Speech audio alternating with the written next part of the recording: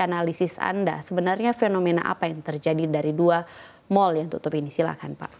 Ya, sebetulnya pertama saya ingin menggarisbawahi terlebih dahulu. Jadi memang kita bisa lihatlah di Jakarta ini terutama begitu juga ada beberapa mall yang tingkat kunjungannya semakin menurun begitu ya, semakin sepi.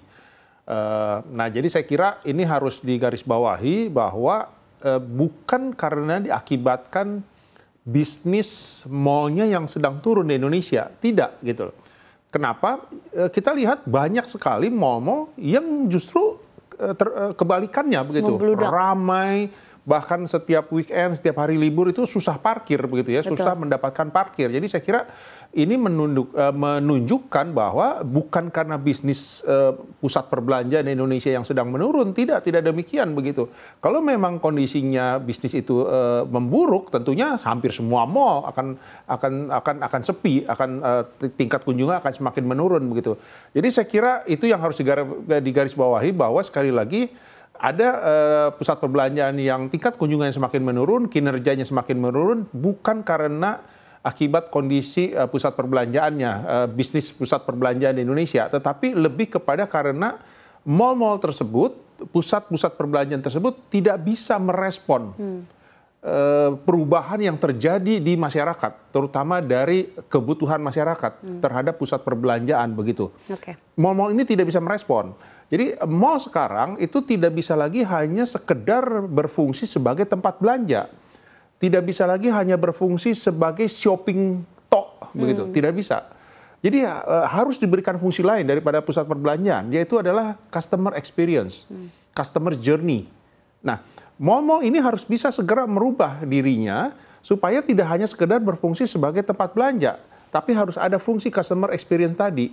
Kalau ini tidak bisa, maka akan ditinggalkan oleh pelanggannya begitu. Betul. Apalagi pada saat COVID gitu kan. Pada saat COVID kan mall praktis tutup, tidak beroperasi. Akhirnya bagaimana? Masyarakat kan berbelanja dengan online. Betul. Sama sekali tidak datang ke pusat perbelanjaan karena dilarang kan, tidak boleh begitu. Nah, ada beberapa pelanggan, customer pada saat sudah COVID sudah mereda, pada saat PPKM sudah dicabut, ada sebagian konsumen yang tidak kembali ke pusat belanja. Kenapa? Karena sudah terbiasa dengan online. Begitu. Kami di asosiasi memperkirakan ada 30% konsumen yang tidak kembali ke pusat perbelanjaan. Jadi belanjanya tetap dengan online begitu. Nah, bagaimana kita pusat belanja ini, bagaimana menarik yang 30% ini supaya bisa kembali ke pusat perbelanjaan? Kalau fungsinya hanya sekedar tempat belanja. Kalau sekedar tempat belanja berarti kan akan berhadapan langsung dengan online begitu. Ya. Kita mau narik mereka yang 30%, tapi dengan fungsi belanja saja berarti kan akan bertarung langsung dengan online begitu. Bertarung harga lah ya, Pak. Jadi saya kira ini yang harus diperhatikan bahwa intinya adalah fungsi dari pusat perbelanjaan. Fungsi pusat perbelanjaan saat ini bukan lagi hanya sekedar sebagai tempat belanja. Saya kira itu kuncinya begitu. Oke. Ini saya setuju begitu. Apalagi saya juga sebagai pengunjung mall gitu kan. Kalau misalnya kita mau beli barang sekarang semua tersedia di online, tambah lagi harganya lebih murah. Tambah lagi kita nggak perlu bayar biaya parkir, waktunya lebih hemat, kita tunggu aja di rumah. Pasti jauh lebih praktis dan nggak heran kalau akhirnya ada 30% masyarakat yang mungkin memilih lebih sih. Ya udah saya belanja di online aja begitu. Nah, tapi kan kenyataannya ya tadi seperti Pak Alfon sebutkan, kenyataannya masih banyak mall-mall yang akhirnya pada saat akhir pekan bahkan nyari parkirannya aja harus 1 jam gitu. Artinya kan membludak dari hari biasanya, ramai, tenannya penuh, mungkin bisa jadi sewa tenannya mahal begitu.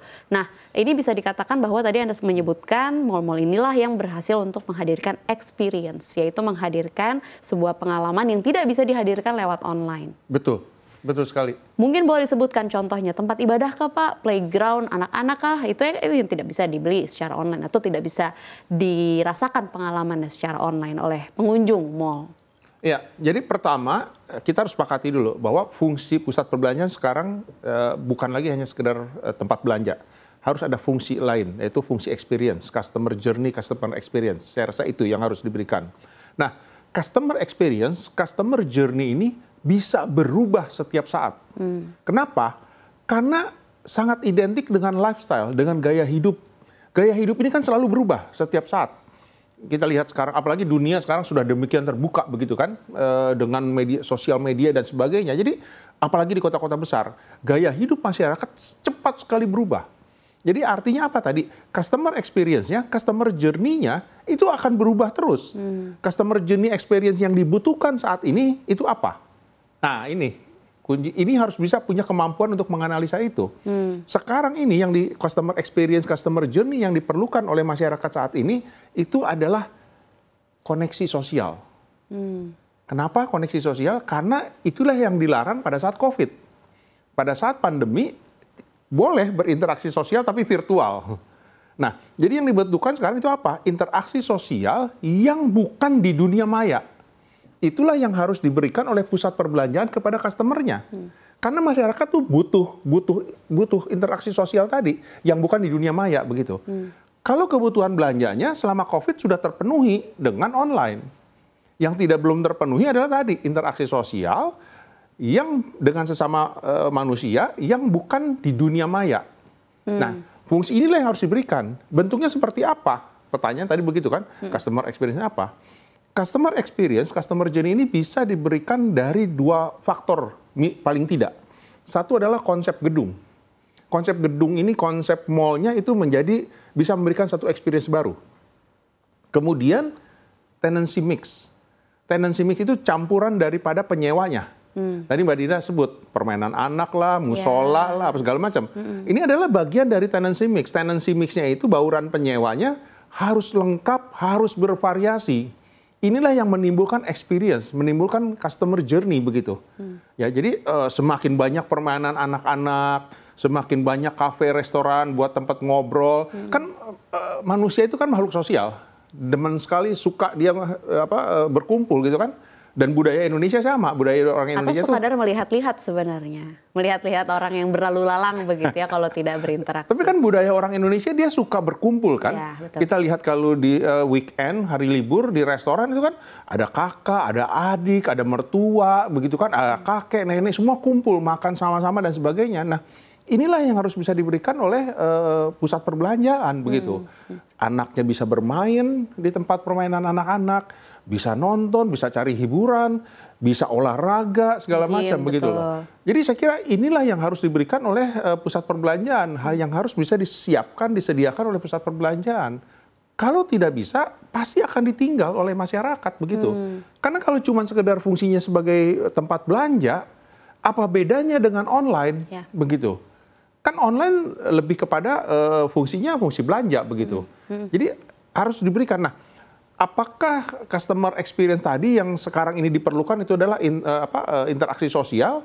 Apakah ini akan berlaku selamanya? Belum tentu. Ini adalah kebutuhan interaksi sosial ini kan kebetulan pasca COVID, pasca pandemi. Kita tidak tahu 1 tahun lagi, 10 tahun lagi, 100 tahun lagi apa yang akan terjadi begitu. Tapi ini sangat identik dengan gaya hidup, lifestyle. Gaya hidup itu berubah setiap saat, berubah dengan sangat cepat. Nah, teman-teman pusat perbelanjaan harus bisa merespon ini.